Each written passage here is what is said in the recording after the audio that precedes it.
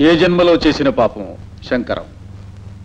గౌరిని నిన్ను విడదీసినందుకు నా గౌరి నన్ను శాశ్వతంగా విడిచి వెళ్ళిపోయింది.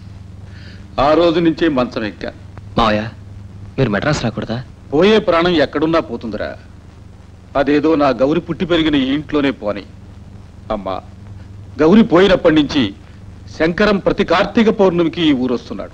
వచ్చినప్పుడల్లా తాగి పాటలు పాడుకుంటూ తిరిగేవాడు.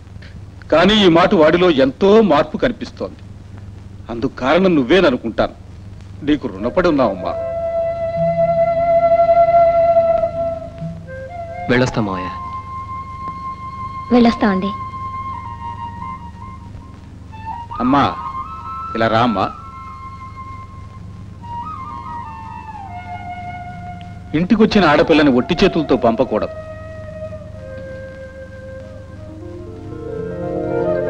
నా బిడ్డ పెళ్లికి పెడదాం అనుకున్న పట్టు చీరమ్మా. నీ పెళ్లికి కట్టుకో. వచ్చి ఆశీర్వదించి అక్షంతలేసే అవకాశం నాకుంటుందో ఉండదో. అందుకే ముందే ఇస్తున్నాను, తీసుకో. తీసుకో తల్లి.